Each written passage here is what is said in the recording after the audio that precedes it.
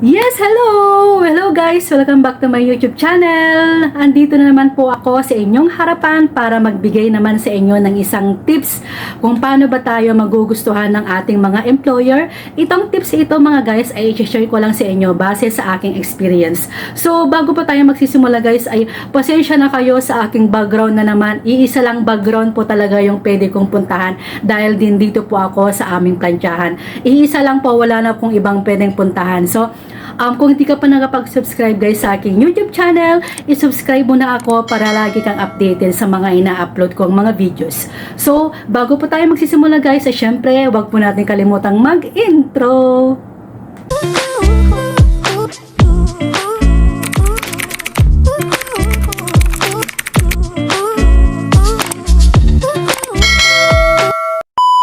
So, sa mga nagbabalak dyan na pupunta dito sa Middle East guys, yung mga baguhan pa lang, especially sa mga first timer, kung saan sulok man kayo ng Middle East kayo gustong pumunta sa Qatar, Oman, Kuwait, or saan sulok man guys, or sa Asian man, hindi lang siya sa Middle East. Itong tips na to guys, i-share ko lang sa inyo para magkaroon naman kayo ng idea pag andito na kayo sa Middle East na bansa.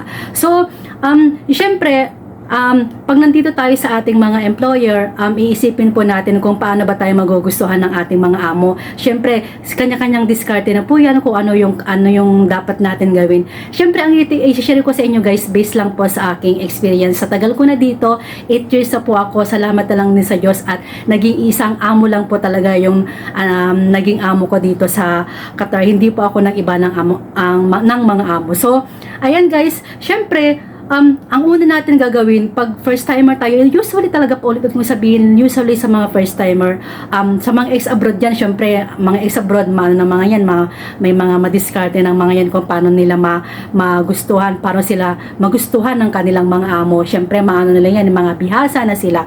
So, ang una natin gagawin pag first timer tayo sa ating mga amo or hindi man tayo first timer, syempre, wag po natin kalimutan na mabatihin sila sa umaga pa lang pagkagising mo. Pag makita mo yung amo mo, yung babae man or syempre yung mga usually mga nakikita natin dito sa ating mga employer is yung mga babae talaga. Batiin mo sila ng good morning, hi madam, good morning. Assalamualaikum madam, kung dito ka sa Middle East. Siyempre kung wala ka sa Middle East, hindi mo rin babangkitin yun, di ba? Kasi gano'n yung salita nila dito, assalamualaikum madam, good morning baba. Pero usually yung mga baba dito, mahirap silang nagpapakita sa mga katulong kasi ayaw na ayaw ni mga baba dito na nakikipag eye to eye sa kanilang mga katulong. Kaya usually, ang nakikita natin din sa Middle East is yung mga among babae. Syempre, wag natin kalimutan yun na mag-good morning para syempre magustuhan tayo lalo ng ating mga employer. Ano pa ba yung... Syempre, good morning lagi yan kahit na hindi ka sasagutin, hindi ka sulyapan kung nakasalubong mo man saan kayo sa sulok ng bahay ng employer mo, wag mong hayaan hindi ka mag-good morning sa kanila. Bahala na kung hindi sila sasagot, basta ipakita mo sa kanila yung pagkagusto mo sa kanila na kahit naiinis ka, kahit hindi maganda yung gising mo, mag-good morning ka pa rin para syempre isipin pa rin ng amo natin na yung katulong ko marunong siyang bumati sa kanyang amo. Isa rin yan way na para magustuhan tayo ng ating mga employer. So, pangalawa is syempre palagi tayo naka-smile, iwasan nating magsimangot, iwasan nating magtaas ng ating mga kilay. Bawal po yan yung magtataray sa ating mga employer. Kung yung mga ugali ninyo sa Pilipinas, huwag nyo po dalhin dito sa bahay ng inyong mga employer. Kahit gaano man kayo na nakapagod sa buong araw, wag po ninyong ipakita sa ating mga employer na nagsusungit po tayo, na wag niyo ipakita sa kanila nagbubuntong hininga po tayo. Nagbubuntong hininga po tayo kasi alam ko yan sa mga employer po natin, ayaw po nila ng mga ganyan, lalo na dito sa Middle East. So, iwasan po natin yung mga bagay na yan na aking mga sinabi. Kasi kung lagi niyong pinapakita yan sa inyong mga employer, syempre, mawawala naman sila ng gana sa atin, di ba? Kaya dapat, lagi tayong mag-smile. Hindi naman yung lagi tayong naka-smile, lagi tayong nakatawa. Hindi naman yung tawa na kahit kahit walang dahilan tumatawa tayo. Syempre, I mean, kapag makita lang natin sila, kapag kausapin tayo, syempre mag-smile lang tayo ng ganyan. Yes madam, yes, ganun pang ipakita natin sa kanila na gustong-gusto natin silang kausapin kahit sa totoo lang ayaw natin sila kausapin. So, okay. Tapos na tayo sa mga lawas. Ang pangatlo natin kung halimbawa may mga kasama naman po tayo sa ating bahay ng employer. Syempre dito sa Middle East kasi guys, usually dito, yung mga katulong dito is usually hindi lang nag-iisa yung kanilang katulong. Hindi ka nag-iisa dito sa bahay ng employer mo dito sa Middle East. Usually 4 o 3 kung malaking pamilya yung madatnan mong yung pamilya ng maging employer mo is kumisan pinakamarami talaga 4 yan, 3 ganyan. Pero usually yung mga nakikita ko dito bihira yung mga 5, yung usually yung mga nakikita ko 2 sa isang pamilya, 2 yung kanilang katulong. Wag nating iwasan po natin na pag may mga kasama tayo is makisama naman tayo sa kanila. Iwasan natin makipag-away, makipagtulungan tayo, hindi yung porque sa kusina ka, linis ka lang ng CR, yun lang yung nakafocus ka na gagawin. Siyempre, pagtapos mo naman na yung trabaho mo, kasi dito kasi guys, yung mga katulong, kanya-kanya sila ng trabaho. So, I mean, kung yun lang yung trabaho mo, kung may time ka, pwede mo namang makipagtulungan sa mga kasama mo kung may time ka lang naman. Pero kung wala, syempre wag po natin persahin yung ating katawan o sarili kung wala naman tayong time, kasi syempre iba naman yung trabaho ng kasama natin. Pero kung tutuusin guys, sana makipagtulungan tayo sa ating mga kasama, makipagkasama tayo sa ating mga kasama, at kung iwasan po natin na makipag-away sa kanila. Alam mo kung bakit guys sinasabi ko to, na iwasan po natin na makipag-away sa ating mga kasama, kaya syempre hindi natin maiwasan din talaga yan na yung mga kasama natin may magkakatampuhan, yung may mga kasamaan ng loob. Normal lang po yun sa magkakasama. Syempre, kung may problema kayong magkasama, doon na lang kayo yun sa kwarto. Huwag nyo na lang ipakita yan sa inyong mga employer. Halimbawa, nandyan yung employer ninyo, nagsisigawan kayo, hindi kayo nagpapansinan. Siyempre, yung mga amo natin, nag-o-observe lang din mga yan. Kahit hindi sila nagsasalita, siyempre, yung mga mata nila, nakatingin lang din naman lagi sila sa atin. Kahit hindi man natin sila lagi nakikita.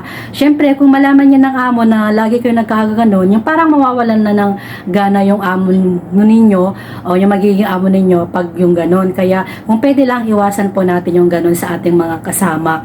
So, ang susunod is syempre maging honest tayo sa ating mga employer, or maging tapat tayo sa ating mga employer. So ang ibig kong sabihin naman guys, sa maging honest tayo kung sa inyong mga buhay, kung magtanong man siya kung sa inyong mga pamilya. Syempre normal lang din naman po yan sa ating mga employer guys, na magtanong sila kung ano yung buhay mo, kung may asawa ka ba, may anak ka ba. Iisa lang yung dapat mong sabihin. Kung sinabi mo may anak ka, panindigan mo yun na may anak ka. Huwag kang magsinungaling na wala kang anak. Kahit naman wala kang anak, huwag mong sabihin na may anak ka. Syempre, malalaman din naman yan ng amo.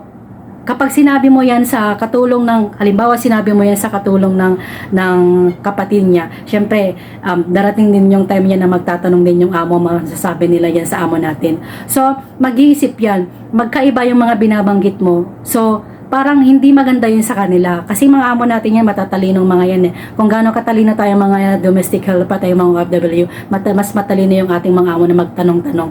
Syempre, ganun yun. Dapat maging honest tayo, magtapat tayo, maging tapat tayo sa ating mga buhay kung ano yung mga sinasabi natin sa kanila. Okay, isa po dyan guys, syempre, magpa-impress tayo sa ating mga amo. I mean na magpa-impress tayo yung about sa ating trabaho. Syempre, gagalingan natin yan. Lalo, first timer tayo. O, gawin ko to. Maaga akong magising. Dapat malinis na yung sala ni amo. Kasi para mamaya makita niya, pagkagising niya, dito siya magtatambay, malinis na yung tambayan niya. Huwag gawin po natin yun. Magpa-impress po tayo para yung amo natin ay maano naman sa atin. Syempre, maganda rin naman yung ano niya, maganda rin yung sasabihin niya kapag nakatalikod tayo. tayo, 'di ba? Kaya gawin po natin 'yon. Wag po tayo magtamad-tamad sa kanyang bahay. Wag po tayong magtamad-tamaran na uupo lang tayo, hihiga lang tayo, magtatrabaho lang tayo kapag andyan siya. So, kapag wala na siya, nasa office na, nasa trabaho na sila, nasa school na yung kanyang mga anak, saka lang tayo magtatrabaho ba pag andyan sila. Pero wag na po natin gawin yan. Magpa-impress po tayo sa ating mga amo kahit hindi po tayo nakikita. Siyempre, konsensya mo naman na yun na OFW kung gano'n naman yung gagawin mo. Sa bagay, ang mga sabi ko lang naman is experience ko lang naman. Hindi naman pare-pare yung mga domestic helper o mga kalahi mo man or yung mga ibang lahi. Kasi gano'n naman yung experience ko dito. Saka, wag po natin gawin yun guys. Wag po natin gawin. Maling-mali po yun. Maling-mali po yun na saka lang tayo magtrabaho pag nakikita tayo ng amo. Kasi isa din yan na aayawan tayo na hindi tayo magugustuhan ng ating mga employer kapag gano'n yung ating laging ginagawa. Siyempre, kapag lagi niyang nakikita ng ganun, yung parang mawawalan talaga siya ng gana sa atin, hindi po tayo magugustuhan. Maniwala kayo guys, hindi tayo magugustuhan ng ating mga employer kapag yung ganun yung gagawin natin.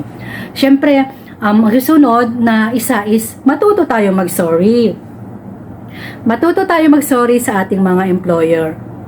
Siyempre, halimbawa ganito, kapag may nagawa kang kasalanan, kung nakabasag ka man ng pinggan, kung nakabasag ka man ng baso, o kahit anong nagawa mo man na kasalanan dyan sa loob ng kanyang pamamahay, matuto tayong mag-sorry. Kasi yung mga amo naman natin is lalabas dyan, kung nag-sorry tayo, lumalabas naman dyan yung pagka-soft ng kanilang mga puso. Marunong naman sila tumanggap ng kanilang, marunong naman silang tumanggap kapag sabihin mong mag-sorry ka sa inyong mga employer. So, kapag lagi yung ginagawa natin guys sa ating mga employer is lalo nila tayong magugustuhan dahil na nagiging tapat tayo, yung kasalanan niya, yung kasalanan ng katulong ko, marunong yan mag-sorry ganito. Siyempre, ganun rin yung mga good side na iisipin nila sa atin. Kaya, wag po natin kalimutan na magsosorry tayo palagi kung nakagawa tayo ng mali sa pamamahay ng ating mga employer. So ang susunod po niyan is, siyempre is,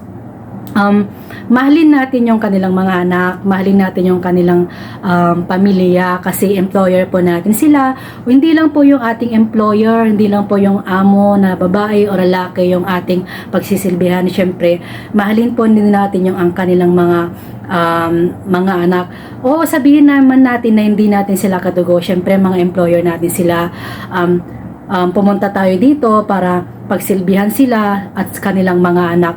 So, alam naman po natin na napakahirap talaga mag-alaga ng kanilang mga anak. Napakasutil lang yung kanilang mga anak dito, lalo dito sa Middle East kasi iba yung pagdidisiplina yung mga ibang lahi dito sa Middle East.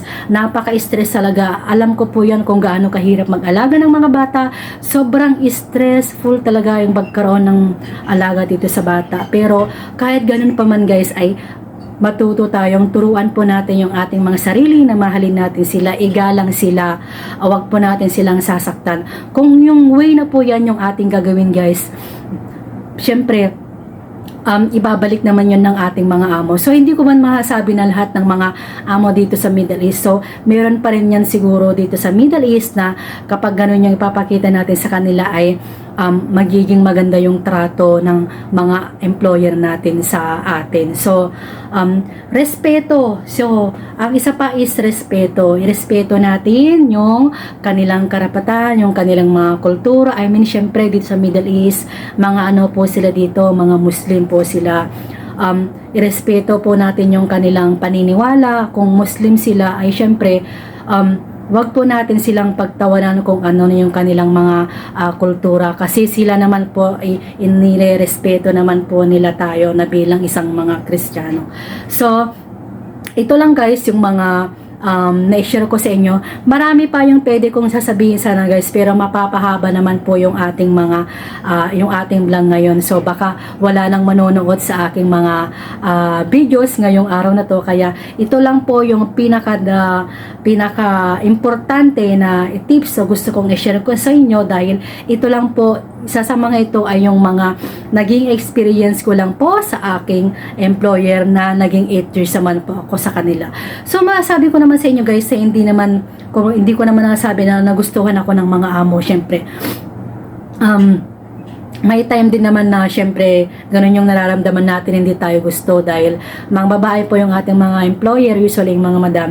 Minsan yung mga utak ng mga babae hindi po natin maiiwasan, ganyan talaga yung mga babae. So wala na po, ito lang po yung mai-share ko sa inyo. So sana guys ay nakatulong na naman po ako sa inyo sa video na ito.